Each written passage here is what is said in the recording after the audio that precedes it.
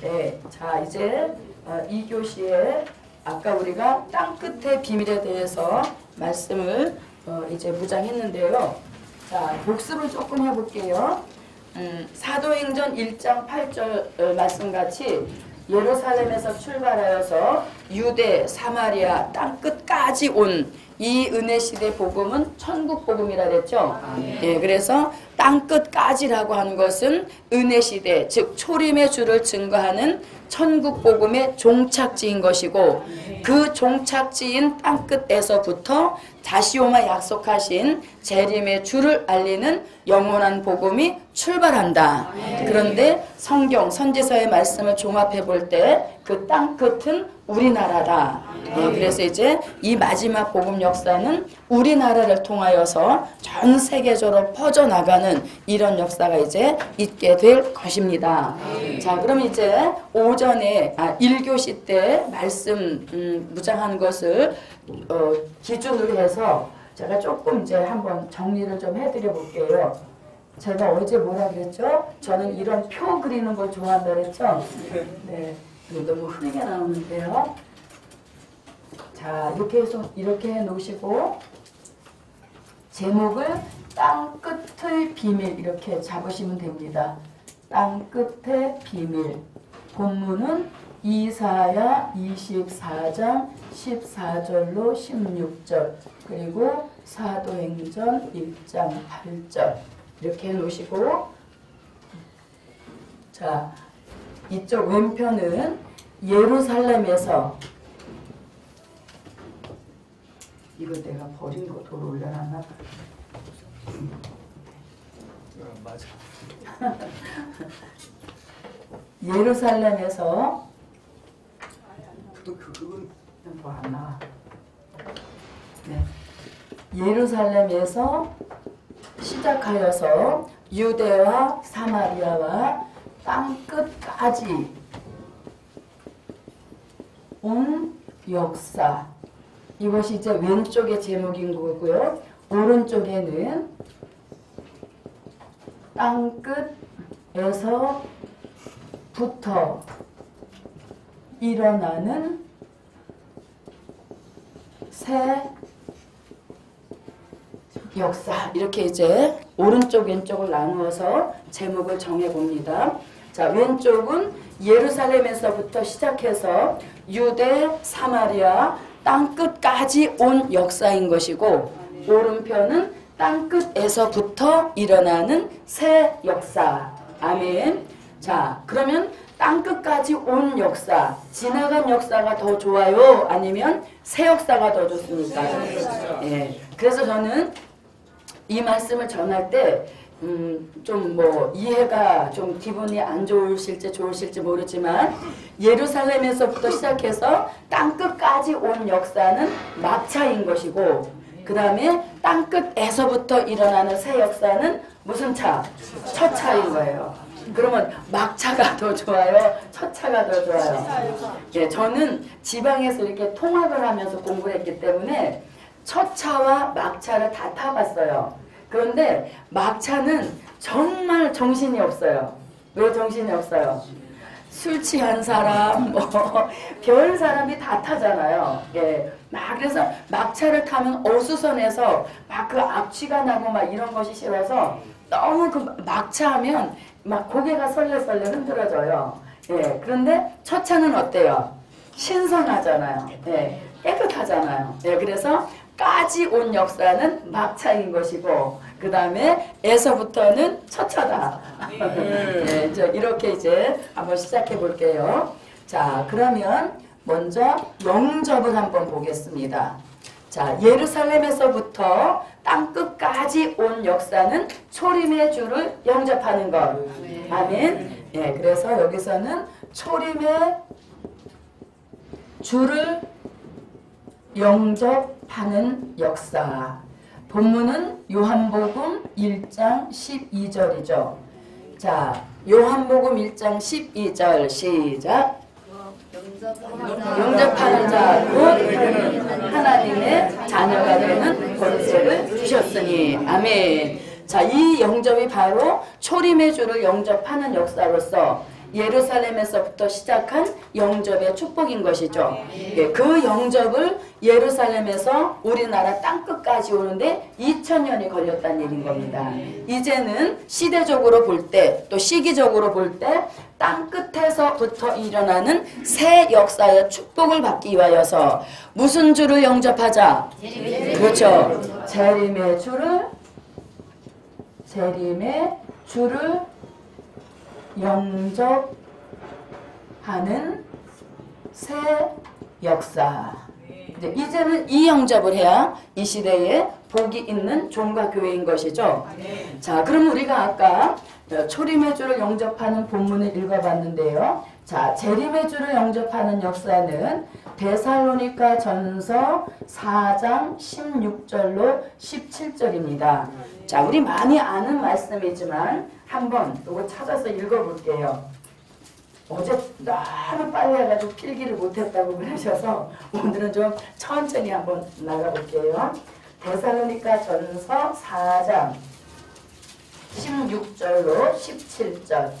자, 찾으셨으면 읽어주세요.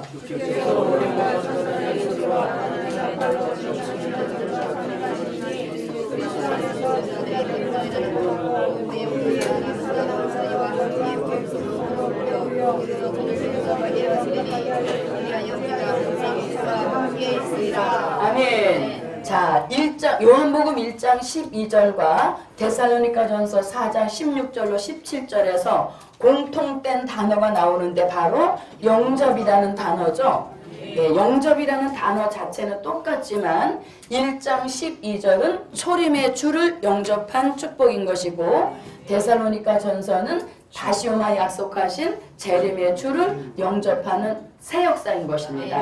자, 그런데 초림의 주를 영접하는 것은 굉장히 쉽죠. 아멘. 네, 예수 믿으세요. 그러면 나 저 예수 믿겠습니다. 그러면 영접이 된 것이잖아요. 그죠? 예. 그래서 이렇게 초림의 주를 영접하는 것은 본인이 고개만 끄덕해 시인만 해도 영접이 된 역사인 것이에요. 그런데 다시 오마 약속하신 재림의 주를 영접하는 것은 그렇게 쉽지만은 않습니다. 왜냐하면 영접의 장소가 일단 틀리다는 얘기예요. 자, 초림의 주를 영접하는 것은 그냥 지나가다가도 내가 얼마든지 영접이 가능하죠. 그런데 재림의 주를 영접하려면 바울이 반드시 어디로 올라가야? 그렇죠. 공중으로 끌어올려 공중에서 이렇게 돼 있잖아요.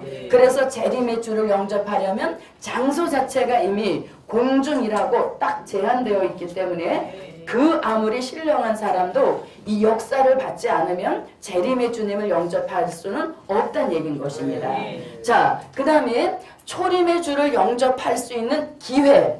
자, 초림의 주를 영접할 수 있는 기회는 2000년부터 지금까지 계속 가능한 것이죠.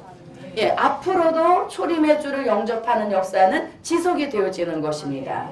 그런데 재림의 주를 영접하는 역사는 그렇게 계속 지속되는 역사가 아닌 것이에요. 왜냐하면 보세요. 초림의 주님도 한 번 오신 것이죠. 그리고 재림의 주님도 한 번으로 끝이 나는 겁니다. 한 번 오시는 것은 똑같지만 영접할 수 있는 기회 자체는 여기는 계속 주어지는 역사이지만 재림의 주님은 기독교 역사상 영접이 딱 한 번의 기회로 끝나버린다는 겁니다. 그래서 그 한 번의 기회를 놓쳐버리면 다시 여기처럼 또 영접 이 가능한 일이 아니란 얘기인 것이에요. 그래서 그 한 번의 기회를 놓쳐버리면 영 재림의 주를 영접할 수 있는 기회는 주어지지 않는 것입니다. 자, 그 다음에 초림의 주를 영접하는 일에는 준비가 필요 없어요. 예, 예수 믿으세요. 네, 아멘, 믿겠습니다. 이렇게 됨과 동시에 영접이 되어지지만 다시 오마 약속하신 재림의 주를 영접하기 위하여서는 반드시 뭐가 필요해요? 준비가 필요하다는 얘기예요. 마이크가 물리는데 준비가 필요하다는 얘기인 것이죠. 네. 네, 그냥 끄고 할게요. 자, 재림의 주님이 오시는데 그 재림의 주를 영접하기 위해서는 반드시 뭐가 필요하다고요? 준비가 필요하다는 것입니다. 그래서 준비하지 않는 사람은 아무리 40일 금식 기도를 하고 뭐 여러 가지 신령한 일을 했어도 준비하지 못한 자는 절대 들림 받는 역사에 해당이 되지 않는다는 겁니다. 자, 그러면 준비를 성경에서는 세 가지로 제시하고 있습니다. 자, 그 첫째는 마태복음 25장 1절로 13절에서 무엇과 무엇을 준비하라? 네, 기름과 등불을 준비하는 자, 어린 양의 혼인 잔치에 청함을 입는 복 있는 신부가 되게 하신다는 거죠. 그래서 요 기름과 등불을 준비해야 되는데, 기름이 뭐다, 등불이 뭐다, 이것까지 하면 시간이 너무 많이 가니까 기름, 등불 준비하고, 자, 보세요. 여기서 지금 공중에 오시는 재림의 주를 영접한다 해놓고 요 마무리를 어디 가서 하냐면 계시록 22장 20절 여기 한번 읽어볼게요. 계시록 22장 20절 뒤에도 들리긴 들리시죠? 네, 계시록 22장 20절입니다. 자, 읽어주세요.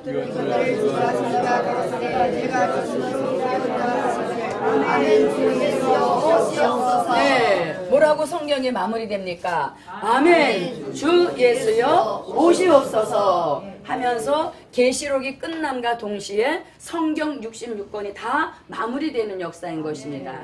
자, 그러면 다시 오실 재림이 주는 준비를 해라 그랬는데 그 첫째가 기름과 등불을 준비하는 역사인 거예요. 그래서 기름과 등불을 준비한 자만 무슨 고백을? 그렇죠. 오시옵소서. 자, 다 같이 기름 등불 준비하고 아멘 주 예수여 오시옵소서. 아멘 주 예수여 오시옵소서. 네, 그래서 반드시 요거를 준비한 자만 이 신앙의 고백이 가능하다는 이야기인 것입니다. 자, 그 다음에 이제 준비하는 두 번째가 있는데 그게 뭐냐면 히브리서 9장 28절입니다. 자, 요것도 한번 읽어볼게요. 히브리서 9장 28절.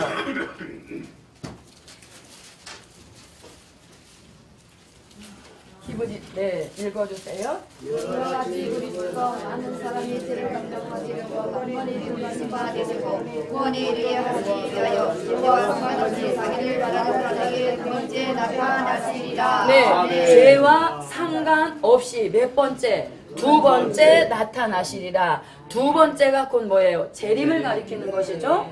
자, 그래서 이제 두 번째는 뭐냐면 죄와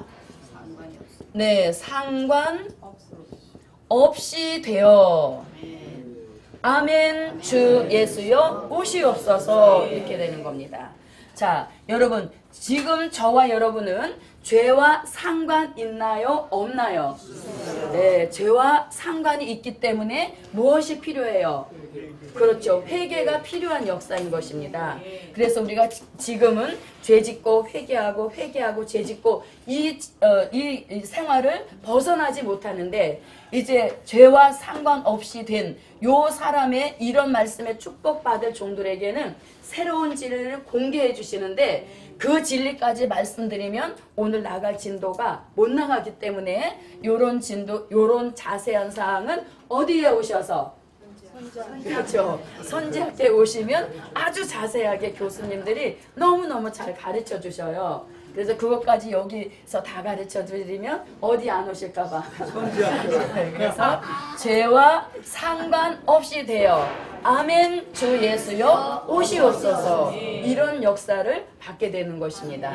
자, 그 다음에 이제 또 세 번째 준비할 것이 있는데 그게 뭐냐면 요한계시록 19장 7절로 8절입니다. 자, 요 말씀도 한번 찾아볼게요. 요한계시록 19장 7절로 8절입니다.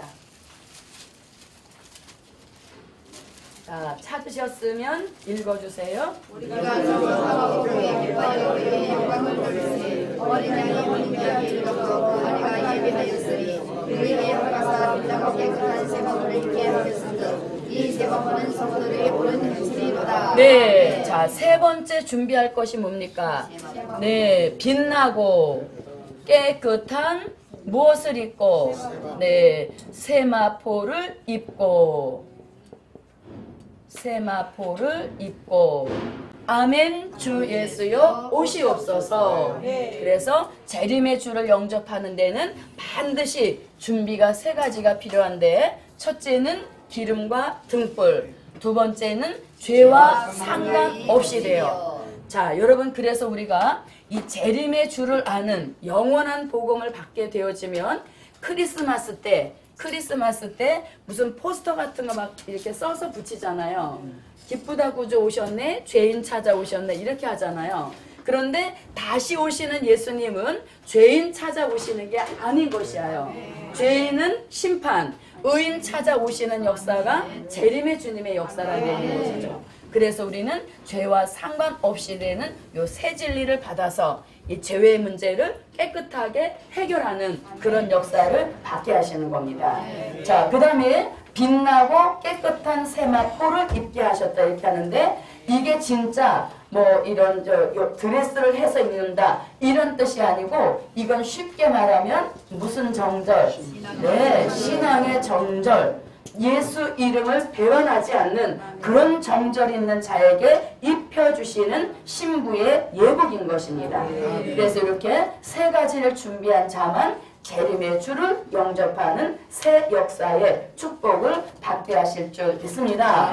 자, 다시 기름등불 준비하고, 아멘. 주 예수여 오시옵소서. 아멘. 주 예수여 오시옵소서. 죄와 상관없이 되어, 아멘. 주 예수여 오시옵소서. 아멘. 주 예수여 오시옵소서. 빛나고 깨끗한 세마포를 입고, 빛나고 깨끗한 세마포를 입고, 아멘. 주 예수여 오시옵소서. 아멘. 주 예수여 오시옵소서. 네. 자, 이렇게 하면 설교가 너무 잘 되겠죠. 네. 이 재림의 주를 영접하는 새 역사, 이게 설교 제목이에요. 그리고 3대지를 이렇게 해서 하시면은 훌륭한 설교가 탄생이 되잖아요. 그래서 이 복음은 오시는 대로 설교 재료를 무한하게 받아가시는 그런 역사인 것이에요. 자, 이렇게 해서 이제 땅끝까지 오는 역사는 초림의 주를 영접하게 하신 역사인 것이고, 땅끝에서부터 일어나는 새 역사는 다시 오마 약속하신 재림의 주를 영접하게 하시는 축복이다. 네, 자, 그럼 이제 두 번째로 한번 들어가 볼게요. 자, 이렇게 해서 이제 하나의 역사가 끝이 났고요. 자, 그 다음에 이제 예루살렘에서 땅끝까지 온 역사는 뭐냐면 알파적인 역사, 그 다음에 시작을 하고 시작이요 처음이다, 이렇게 하는 것이죠. 예루살렘에서부터 시작한 복음의 역사는 알파요 시작이요 처음인 역사라는 것입니다. 자, 그렇다면 땅끝에서부터 일어나는 이 역사는 오메가적인 역사요. 그 다음에 시작이면 끝이지요. 처음이면 나중이죠. 예, 이렇게 이제 마무리 짓는 복음의 역사가 땅끝에서부터 일어나는 복음 역사라는 것입니다. 자, 그러면 이 말씀은 어디에서? 요한계시록 22장 13절에 보면 나는, 예수님 나는 알파요 오메가요, 시작과 끝이요 처음과 나중이다. 그래서 시작하는 것은 예루살렘에서부터 시작했던 그런 역사라는 것입니다. 자, 그 다음에 이제 또 한번 볼게요. 자, 보세요. 예루살렘에서부터 시작하는 복음의 역사를 이루시려고 예수님이 12사도를 세우셨죠.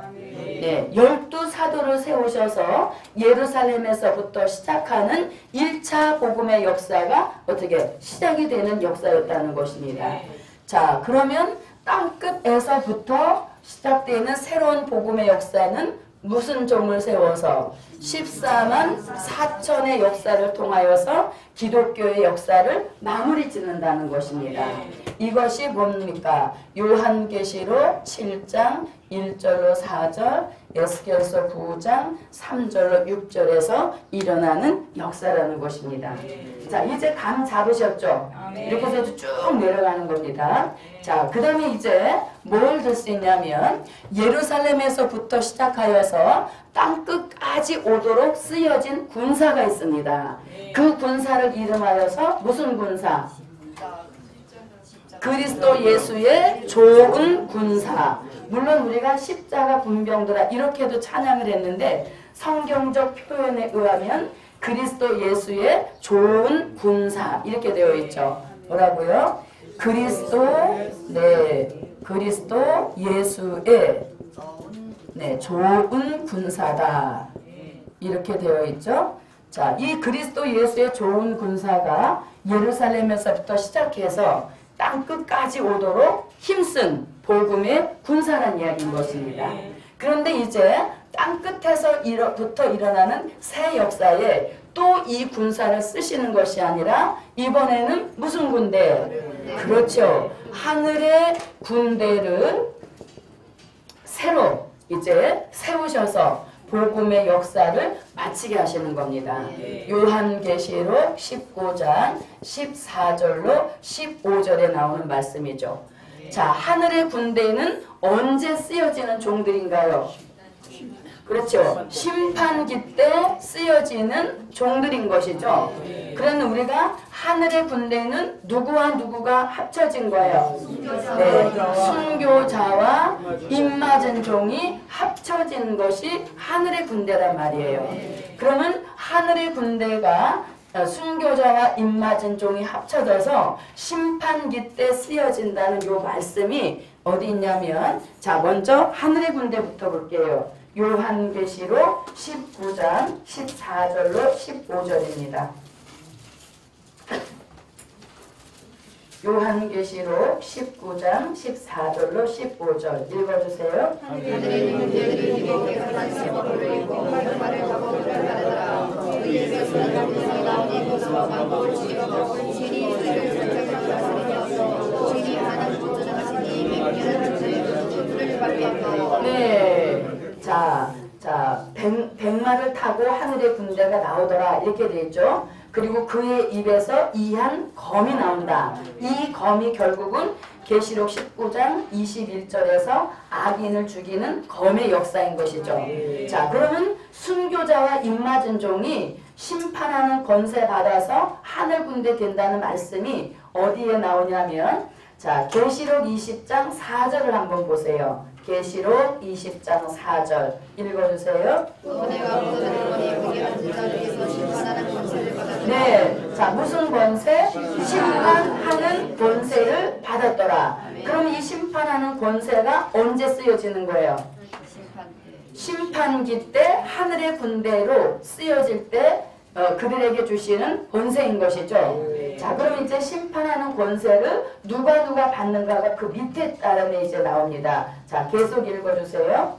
내가 보니 예수의 승려와 하나님의 말씀이시나요 목회에 발받은 자의 영혼들. 네, 보세요. 자, 심판하는 권세 받은 한 부류가 누구냐? 내가 보니 예수의 증거와 하나님의 말씀을 인하여 목배임을 받은 자의 영혼들. 누굴 가리켜요? 순교자를 가리킨 거죠. 그래서 순교자가 심판하는 권세 받아서 심판기 때 하늘의 군대로 쓰여진다는 증거인 것이에요. 자, 그 다음에 또 읽어주세요. 짐승과 그의 우상에게 경배하지도 아니하고 이마와 손에 그의 표를 가지라 아니한 자들이 서서 그리스도와 더불어 3년 동안 왕을. 아멘. 자, 짐승과 그의 우상에게 경배하지도 아니하고 이마와 손에 그의 표를 받지도 아니한 자들이 살아서 이렇게 돼 있죠. 그러니까 심판하는 권세 받는 사람들은 짐승표 받지 않고 무슨 인 맞은 사람? 그렇죠. 하나님 맞은 사람들이 심판하는 권세 받아서 심판기 때 하늘의 군대로 쓰여진다는 말씀이 계시록 20장 4절을 통하여서 알려주고 있는 그런 말씀이 되는 것입니다. 자, 그 다음에 여기서 요 조금 어려운 말씀인데 이해가 가시는 분들은 이해해 보세요. 자, 짐승표를 받지 않은 사람들이 오늘 본문에서 자, 살아서 그리스도로 더불어 왕노릇하는 이 사람들도 짐승표 안 받았죠. 짐승표 안 받았죠. 자, 그 다음에 예비처를 거쳐서 보호처에 들어간 사람들도 짐승표 안 받았죠. 그럼 짐승표 안 받은 사람이 두 부류란 말이에요. 그런데 왜 입맞은 종만 왕이 되느냐 이거예요. 여기 보면 짐승표 안 맞은 자들이 살아서 그리스도로 더불어 왕노릇 하리라 이렇게 돼 있지, 입맞은 자가 왕노릇 한다 이런 말씀은 아니잖아요. 뭐 안 받은 사람이 왕노릇 한다고? 짐승표 안 맞은 사람들이 왕노릇 한다 이렇게 돼 있잖아요. 사실 우리가 쉽게 이해하려면 하나님의 입맞은 자가 왕노릇 한다 이렇게 돼야 우리가 쉽게 이해되는데, 여기 본문에서는 짐승표 안 맞은 자들이 왕노릇 한다 이렇게 말해요. 그러니까 무슨 질문이 들어오냐면, 짐승표 안 맞은 사람들은 보호처에 들어가 있던 사람도 안 맞았는데 왜 왕노릇은 입맞은 종만 한다고 하느냐 이렇게 질문이 들어온단 말이죠. 그럴 때 뭐라고 답을 할까요? 다 맞는 답인 것 같아요. 예, 근데 본문에서 뭐라고 하냐면 첫째 부활로 살아났다 이렇게 하잖아요. 그러니까 예비처 보호처 있는 사람들은 죽지도 않았잖아요. 그러니까 첫째 부활로도 안 나오는 거죠. 그런데 입맞은 종들, 그들도 짐승표는 안 맞았는데 그들은 3일 반 동안 쓰러져 죽었기 때문에 첫째 부활에 참여가 되어지잖아요. 그래서 20장 4절로 6절로 쭉 읽어보면 입맞은 종들만 첫째 부활에 살아나는 것이고, 백성들은 아예 죽지도 않았기 때문에 여기 첫째 부활에 상관이 없다는 얘기인 것이죠. 예, 그것이 이제 답이 되는 역사인 것입니다. 자, 그럼 이렇게 심판기 때 심판하는 권세 받아서 하늘의 군대로 쓰여질 종들은 순교자와 입맞은 종이라는 그 제한이 계시록 20장 4절에 요 단서를 주고 있는 그런 말씀이 되겠습니다. 자, 그 다음에 이제 또 뭘로 들어가 보냐면, 자, 소식으로 한번 들어가 볼게요. 자, 예루살렘에서부터 초림의 주를 알리는 소식이 시작이 되었죠. 그 소식을 이름하여서 뭐라고? 네, 기쁨의 좋은 소식이다. 그래서 이 기쁨의 좋은 소식은 들에 양치던 목자들에게 먼저 알려준 소식이었죠. 예, 아기 예수 나셨다. 이렇게 누가복음 2장 10절입니다. 자, 그런가 하면 땅끝에서부터 재림의 주를 알리는 소식을 일컬어서 무슨 소식? 아름다운 소식이 이제 땅끝인 우리나라에서부터 이 새 소식의 역사가 전 세계로 전하여지게 된다는 것입니다. 자, 그러면 아름다운 소식은 이사야 61장 1절과 이사야 40장 9절로 10절과 나훔서 1장 15절과 이사야 52장 7절 아닌가? 네. 자, 그러면 찾아보죠. 이사야 52장. 자, 지금쯤이면 제가 열받을 때가 됐죠. 그래서 에러가 났을 수도 있거든요. 자, 이사야 52장 7절이 맞는가 한번 보겠습니다. 이사야 52장 7절 읽어주세요. 좋은 소식을 가져오며 평화를 공포하며 복된 좋은 소식을 가져오며 구원을 공포하며 시온을 열기를 네 하나님이 통치하신다는 자의 손을 넣는 말이 어찌 그리 아름다워. 네, 자, 여기 보면 좋은 소식을 가져온다. 근데 여기서는 아름다운 소식은 사실 없단 말이에요. 그럼에도 불구하고 아름다운 소식 쪽에다가 이 구절을 넣은 것은 본문을 잘 읽어보니까 그 소식의 내용이 뭐냐면 평화를 공포한다. 그리고 시온을 향하여 이르기를 내 하나님이 통치한다. 통치자로 오신다는 소식이 무슨 소식이에요? 아름다운 소식이잖아요. 평화를 공포해 놓고 그 공포해 놓은 대로 평화의 나라를 통치하시는 통치자로 오시는 소식이기 때문에 이것을 아름다운 소식에다가 포함을 시킨 겁니다. 내용 자체를 읽어보면 아름다운 소식이란 이야기인 것이죠. 자, 그런데 이제 아름다운 소식이 어떤 소식이라는 것은 여기에서 더 정확하게 알려주고 있습니다. 자, 이사야 40장 9절로 10절에 와보세요. 이사야 40장 9절로 10절입니다. 자, 찾으셨으면 읽어주세요. 아름다운 소식을 시온에 전하는 자여 너는 높은 산에 오르라. 아름다운 소식을 예루살렘에 전하는 자여 너는 힘써 소리를 높이라. 두려워 말고 소리를 높여 유다의 친구들의 이르기를 너희가 하나님을 뭐라 하라. 오라 주 여호와께서 장차 강한 자로 임하실 것이요 진이 온 날로 다스릴 것이라. 여호와의 공이 앞에 있으며. 네. 자, 아름다운 소식은 9절 말씀에 보니까 아름다운 소식 받을 대상은 이방이 아니라 시온이고 예루살렘이다 이렇게 말하죠. 그래서 이방에게 주는 소식은 기쁨의 좋은 소식인 것이고 이미 믿고 있는 시온과 예루살렘에게는 이 땅끝에서부터 시작되는 아름다운 새 소식, 재림의 주를 알리는 이 소식이 시온과 예루살렘을 깨우는 소식이다. 자, 그런데 여기서 이제 9절에서는 아름다운 소식 받을 대상을 말한 것이고 요 10절에서 아름다운 소식의 내용을 말해줍니다. 뭐라 그러냐면 자, 보라 장차 주 여호와께서 장차 이렇게 하는 건 뭡니까? 다시 오실 재림의 주를 알리는 역사이죠. 장차 주 여호와께서 두 가지 목적을 가지고 오신다는 거예요. 두 가지 목적을 가지고 오시는데 하나는 강한 자로 임하실 것이요 이렇게 돼 있죠. 강한 자로 임하실 것이요 또 하나의 목적은 다스리시는 자로 오신다 이렇게 말합니다.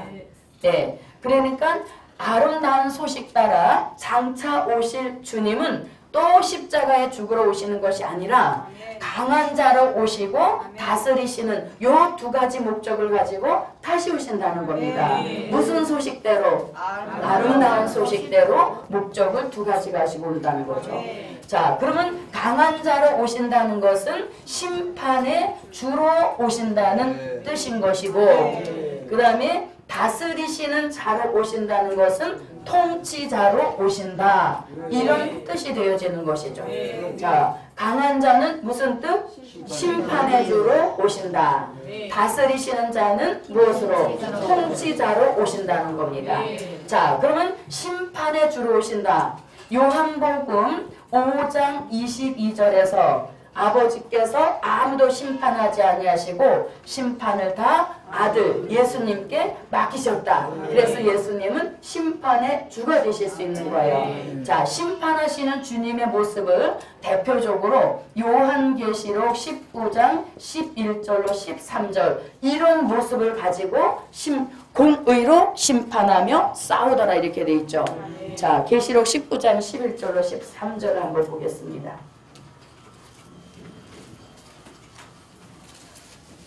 자, 여러분 우리가 이렇게 왼편 오른편 이렇게 나눠놨잖아요.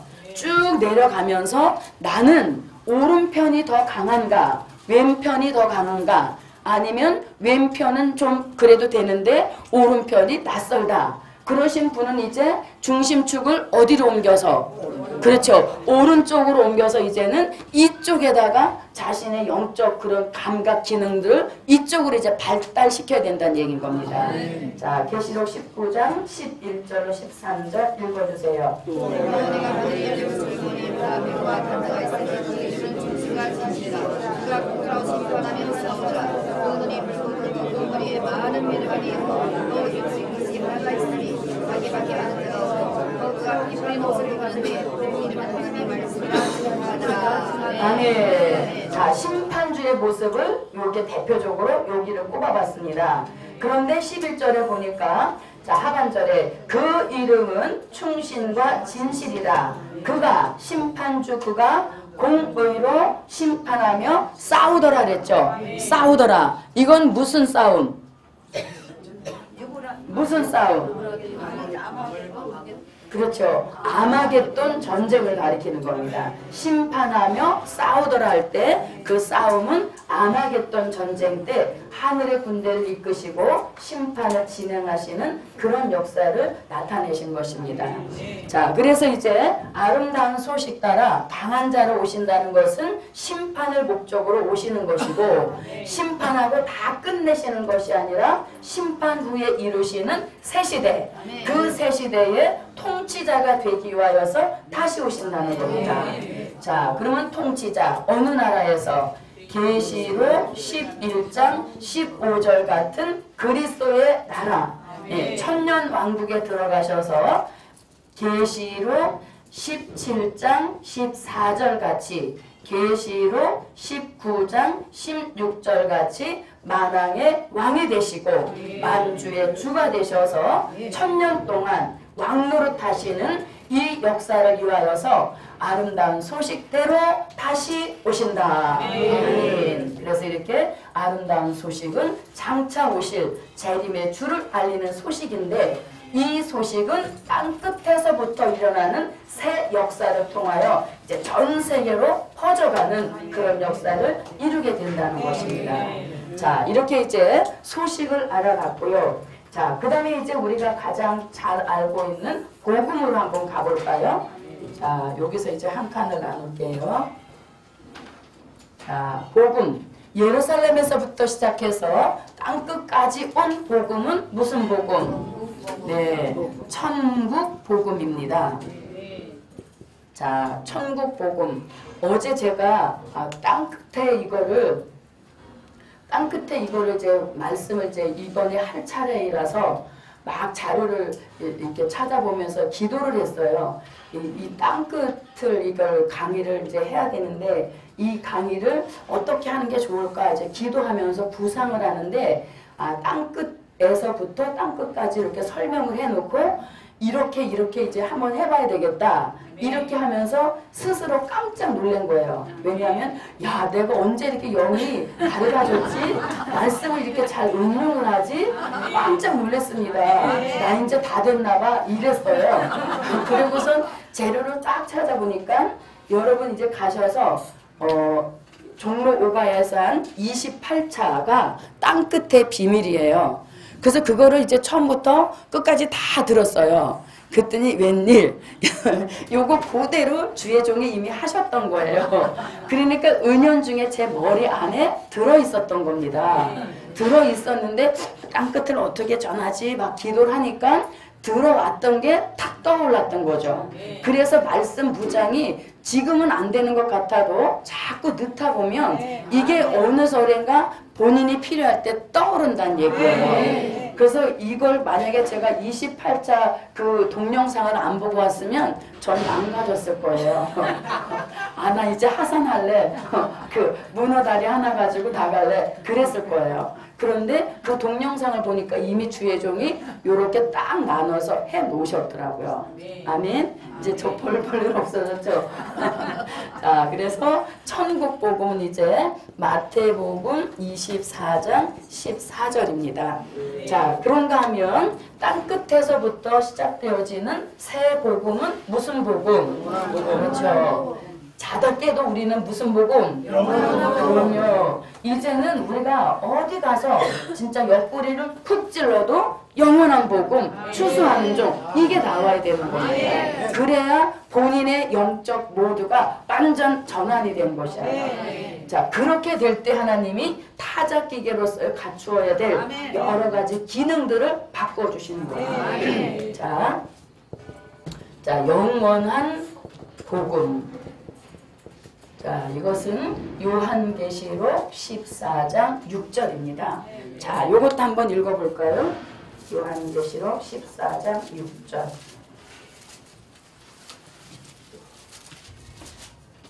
자, 찾으셨으면 읽어주세요. 영원히 다른 천사가 공중에 날아가는데 중에 가는 자들로 여러 나라와 장수가 왕국과 백성의 전할 영원한 복음을 가졌더라. 네.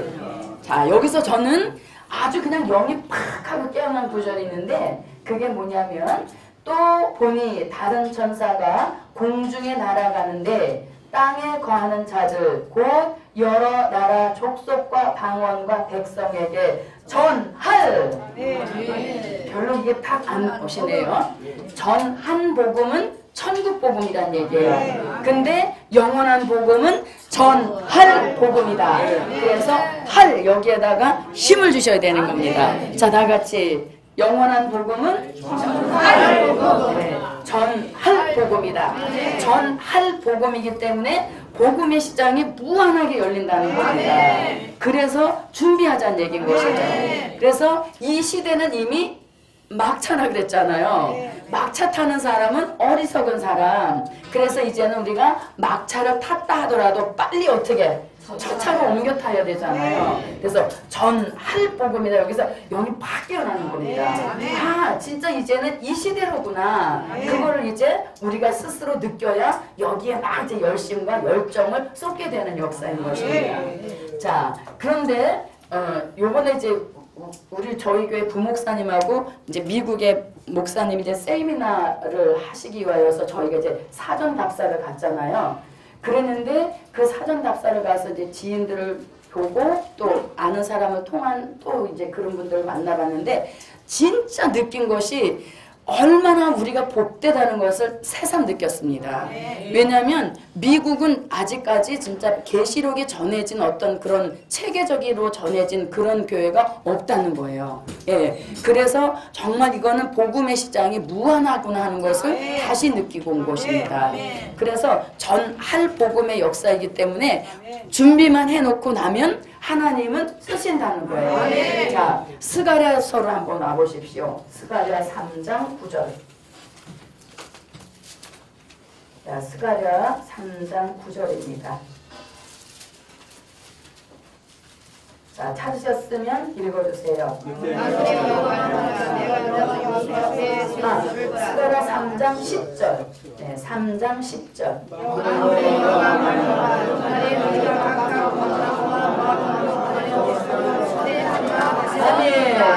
자, 뭐라고? 만군의 여호와가 말하노라. 그날에 너희가, 여기서 너희가라는 누구를 가리키냐면, 자, 8절에서 말씀하는 이는 예표의 사람이라 내가 내 종 순을 나게 하리라. 그래서 마지막 복음 역사를 위하여 쓰여질 종들을 이 스가랴 선지자는 새순 같은 종이다 이렇게 하는 겁니다. 새로운 순으로 나와서 마지막 복음 역사에 쓰여질 종을 새순 이렇게 말했어요. 그런데 새순같이 나온 그 종들이 10절에 가서 뭐라고? 너희가 각각 포도나무 아래와 무화과 나무 아래로 서로 초대하리라. 아멘. 그래서 이렇게 새순같이 나온 종들이 이 오른쪽에 있는 말씀을 철저히 무장하고 있으면 포도나무 아래, 무화과 나무 아래, 즉 은혜 시대, 이쪽 왼쪽밖에 모르는 은혜 시대에서 서로 초대해 간답니다. 아멘. 그래서 우리가 이 전할 복음이라는 게 정말 실감이 나는 말씀이에요. 그래서 제가 선지학교 다닐 때 이 스가랴 3장 10절을 가르치시던 주의 종의 모습이 눈에 선해요. 왜냐하면 이렇게 이제 저희가 앉아서 이렇게 공부를 하는데 그때만 해도 뭐 쓰임 받는다 이런 거 전혀 몰랐었습니다. 그냥 말씀이 너무 좋으니까 공부에 그냥 순수하게 공부를 한 거예요. 근데 요즘은 목사님이 쓰여집니다 막 이렇게 하시잖아요. 그러니까 막 이렇게 격동도 받는데 저희가 공부할 때는 얌전하게 공부를 했어요. 근데 스가랴 3장 10절을 공부 가르치시면서 포도나무 아래와 무화과 나무 아래로 서로 초대받는 날이 있을 겁니다. 이러시길래 그런 날이 올까 하고 쓱 웃었거든요. 쓱 우셨는데 어때요? 왔지요? 네, 그래서 준비하고 있으면 옵니다. 네. 자, 그래서 이렇게 전할 영원한 복음을 가졌더라. 그런데 14장 6절 같이 영원한 복음이 전하여지고 나면 14장 7절 같이 무슨 시간이? 심판하실 시간이 이르렀다 이렇게 말합니다. 그래서 천국 복음이 용서하는 복음이라면 영원한 복음은 심판의 복음이라는 것이에요. 그래서 천국 복음을 듣던 은혜 시대에서는 70번씩 7번이라도 용서하라. 용서하는 그걸 배워왔잖아요. 그런데 이제는 2000년 동안 용서해 오셨기 때문에 이제는 심판하시고 이 세상을 마무리하시고 그리스도의 나라 새 시대를 이루시기 위하여서 땅끝에서부터 무슨 복음이? 영원한 복음의 역사가 전하여진다는 겁니다. 자, 여기까지 해드렸으면 이제 여러분 스스로가 응용력을 하실 수 있죠. 네, 뭐 계속 나와요. 열쇠, 비밀, 또 말씀, 또 성령의 인, 하나님의 인 이런 거 쭉 계속 내려갈 수 있잖아요. 예, 그러니까 이제 집에 가셔서 여러분들이 지금까지 말씀 무장한 것을 총동원하여서 나는 이게 어디까지 내려갈 수 있는가 하는 것을 스스로 한번 테스트해 보세요. 오늘 저는 이제 여기까지만 해드리고 다음 나갈 것이 있기 때문에 자, 오늘 본문 이사야 24장 16절로 와보세요. 이사야 24장 16절. 자, 찾으셨으면 읽어주세요. 땅에서부터 노래하는 소리가 우리에게 들리기를 의로우신 나에게 영광을 돌리세. 아버다 나는 기르기를 나는 신선하였고 나는 신선하였으니 내게 화가 있도다. 그러다가 그들은 그러다 그가 시인이 그를 하나보다 하였도다. 아멘. 네. 자, 이제 마지막 복음 역사는 동방에서 일어난다 하여서 동방 역사 이렇게 하잖아요. 자, 그런데 이 동방 역사, 즉 마지막 복음 역사가 막 극대화가 되어 갈 때 은혜시대 복음의 종착지인 땅끝까지 온 복음은 쇠잔해진다. 힘을 잃어버린다는 겁니다. 그래서 그 말씀을 저지라고 하는 것이잖아요. 자, 이렇게 쇠잔해지면서 또 한편에서 무슨 일이 일어나냐면 괴율자가 괴율을 행하도다. 괴율자가 심히 괴율을 행하도다. 이렇게 되어 있죠. 자, 그러면 여기서 괴율자라고 할 때 이 괴율자라는 말씀을 우리가 어디 가서 찾아볼 수 있냐면 요한계시록 6장 7절로 8절의 말씀 가서 요 괴율자에 대한 말씀을 알 수 있습니다. 자, 요한계시록 6장 7절로 8절로 와보세요.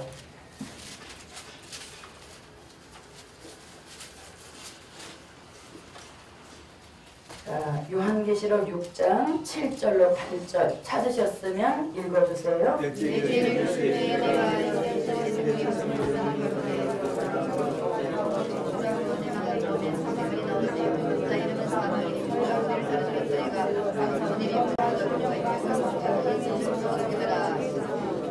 자, 넷째 인을 뗄 때에 무슨 말이 나왔습니까?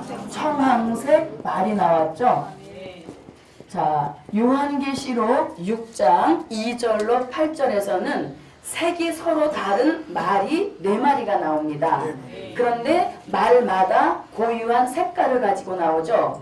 그 색은 말이 가지고 있는 사상을 의미하는 것입니다. 그리고 말이라고 하는 것은 진짜 말을 타고 다닌다 이런 의미가 아니라 말은 운동을 가리키는 거예요. 그러니까 말마다 뭐 고유한 사상 운동을 하러 나왔다는 얘기인 거죠. 그래서 흰 말은 기독교 2차 복음 운동을 하는 것이고 붉은 말은 사회주의 혁명 운동을 하는 것이고 검은 말은 자본주의 경제 운동을 하는 것입니다. 그리고 마지막 청황색 말은 무슨 운동? 네, 괴율주의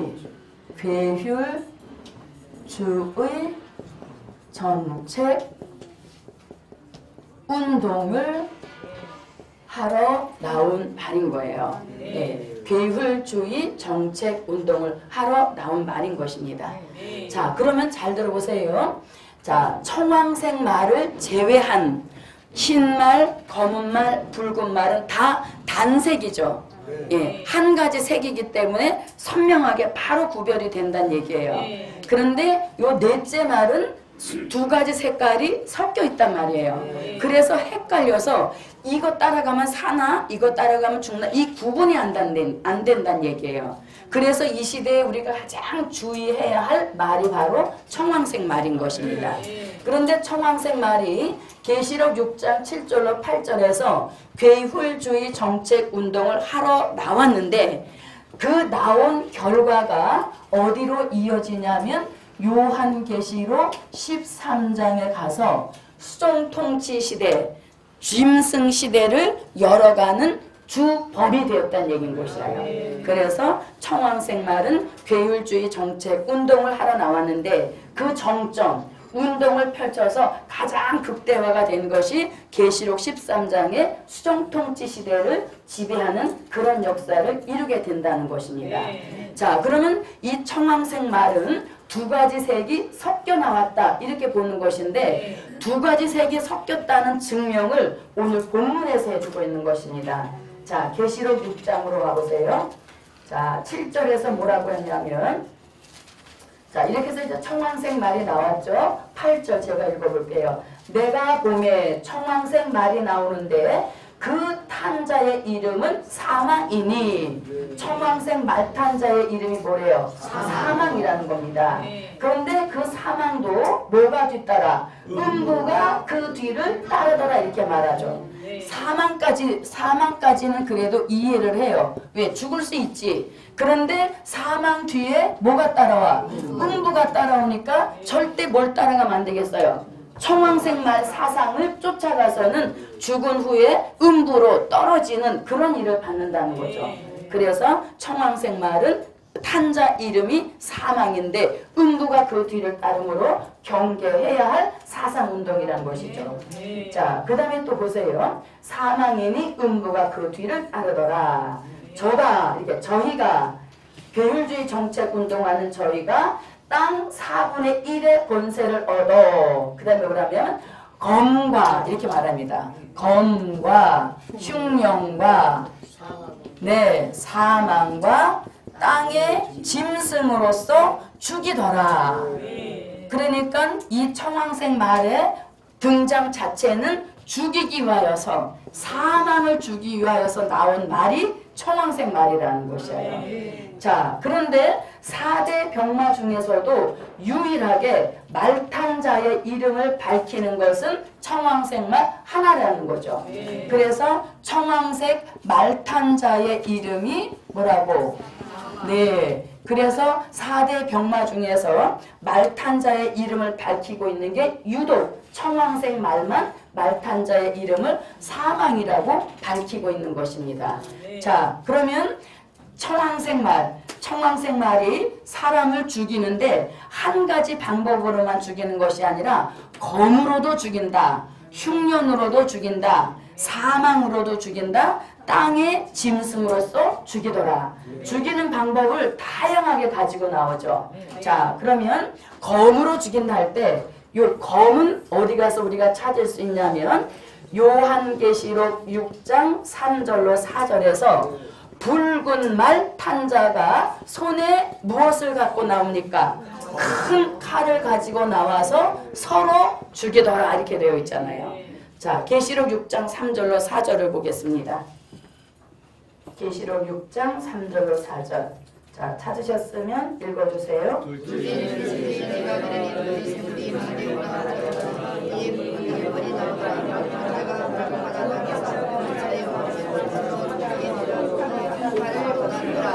네, 큰 칼을 받았더라 이렇게 말하죠. 그러니까 청황색 말이 두 가지 색이 합쳐져서 나왔는데 그 두 가지 색 중에 하나가 붉은 말이 청황색 말 안에 들어가 있다는 얘기인 것입니다. 그래서 청황색 말의 원 바탕은 붉은 말이라는 거예요. 원 바탕이 붉은 말인데 그 붉은 말 위에 어떤 사상을 하나 더 받아들이냐면 흉년을 가져오게 된 검은 말을 하나 더 받아들임으로 인하여서 청황색이라고 하는 이중색을 띠게 되었다는 것입니다. 아멘. 자, 그래서 계시록 6장 5절로 6절에서 검은 말을 받아들인 겁니다. 그러니까 청황색 말 자체의 원 바탕은 붉은 말이었단 말입니다. 왜? 큰 칼을 가지고 죽이는 역사를 했다는 거죠. 그래서 붉은 말이 원 바탕이었는데 거기에다가 한 가지 사상을 더 받아들여서 서로 야합을 하게 됐는데 그것이 바로 흉년을 가져오게 된 검은 말이라는 겁니다. 그래서 검은 말 탄자가 손에 뭘 가지고 나왔어요? 저울을 가지고 나왔죠. 예, 그래서 청황색 말은 두 가지 사상이 합쳐졌어. 색깔이 합쳐졌는데 그것은 붉은 말이 원 바탕인 것이고 그 위에 흉년을 가져오게 된 검은 말을 받아들였다는 겁니다. 그래서 청황색 말이 되었다는 거죠. 떠올리는. 그 다음에 사망으로써 죽이더라 이렇게 말하죠. 그럼 이 사망은 결국 뭡니까? 청황색 말 자체의 세력이라는 얘기인 것이죠. 왜? 말탄 자의 이름이 사망이니 이렇게 했기 때문에 요 사망은 청황색 말 바탕 본체가 사망이란 얘기인 것이죠. 그래서 청황색 말 자신인 것이고 그 다음에 땅의 짐승으로서 죽이더라. 이게 바로 어디예요? 요한계시록 13장 수정통치 시대를 정치적으로 지배하는 그 지배자를 일컫는 것이죠. 그러니까 결국 청황색 말이 수정통치 시대의 지배자가 된다. 이런 얘기가 되어지는 것입니다. 자, 그럼 보세요. 이렇게 청황색 말이 나올 수 있는 것은 요 두 세력, 붉은 말과 검은 말 세력이 합쳐져서 나오게 되었다는 얘기예요. 자, 그럼 중요한 것은 자 보세요. 자, 4대 병마 중에서 청황색 말만 말탄자의 이름을 밝히고 있다 그랬죠. 그 말탄자의 이름이 사망이라 그랬죠. 그럼 왜 나머지 말탄자의 이름은 밝히지 않고 있느냐? 결국 붉은 말과 검은 말이 얘한테 들어가 버렸잖아요. 그러니까 붉은 말의 이름을 사망이라고 구태여 안 밝혀도 결국은 얘랑 합쳐져서 사망으로 나올 것이기 때문에 말탄자의 이름을 구태여 안 밝혔다는 얘기인 겁니다. 자, 그 다음에 검은 말도 말탄자의 이름을 안 밝히고 있죠. 왜? 얘도 결국은 얘한테 소속이 돼서 사망의 세력으로 나올 것이기 때문에 얘에 대한 이름을 구태여 밝히지 않았다는 얘기인 것입니다. 무슨 뜻인지 아시겠어요? 예, 그래서 이렇게 청황색 말이 나와서 계율주의를 심히 일으킨다는 겁니다. 그건 뭐냐면 청황색 말이 아주 득세하는 그런 시대로 점점 가게 된다는 거죠. 그래서 결국은 수정통치 시대를 일으키게 된다는 것입니다. 자, 이것이 이제 청황색 말의 계율주의 정책운동인 것이고, 자, 그 다음에 4대 병마 중에서 계시록 6장 2절에서 흰말 탄자의 이름도 안 밝히고 있죠. 자, 그러면 계시록 6장 2절에서 흰말 탄자의 이름을 왜 안 밝히냐면, 자, 계시록 6장 2절에 등장한 흰말이 기독교 2차 복음 운동을 활발하게 펼치는 겁니다. 활발하게 펼쳐서 결국은 어디로 가요? 요한계시록 19장 11절로 13절 또 13절 같이 백마 타신 심판주로 등장이 되어지는 것이잖아요. 예, 그래서 여기 가서 흰말 백마 탄 자의 이름이 여기 가서 밝혀지는 겁니다. 뭐라고? 그 이름은 충신과 진실이요 또 하나님의 말씀이라 칭하더라 해서 요 백마 타신 자의 이름이 예수라는 것을 여기 가서 밝히고 있는 역사인 것입니다. 그래서 계시록 6장 2절에서는 흰말 탄 자 예수다 이러면 지금 계시록 6장 2절 가지고 서로 다른 길을 가잖아요. 그래서 하나님이 일단 여기다가는 비밀로 붙여두는 겁니다. 왜? 뜻 없는 자들은 적그리스도로 가라. 이렇게 그냥 두시는 거고 뜻 있는 자들의 눈을 열어주셔서 요 말은 이리로 이어지는 역사라는 요 비밀을 깨우쳐 주시는 역사인 것이죠. 예, 그래서 이렇게 지금 이사야 24장 16절에서 괴율주의가 심히 괴율을 행하도다 라고 하는 것은 계시록 6장 7절로 8절을 연상시키는 것이고 또 땅끝에서부터 복음의 역사가 일어난다는 것은 기독교 2차 복음 운동을 하는 흰말의 역사가 복음 운동을 활발하게 펼치는 그런 역사를 말씀한 것입니다. 아멘. 예, 그래서 오늘은 이사야 24장 16절까지 마치고 6월에는 이제 주의 종이 오셔서 24장 17절 말씀부터 여러분들에게 무장을 시켜주실 줄 믿습니다.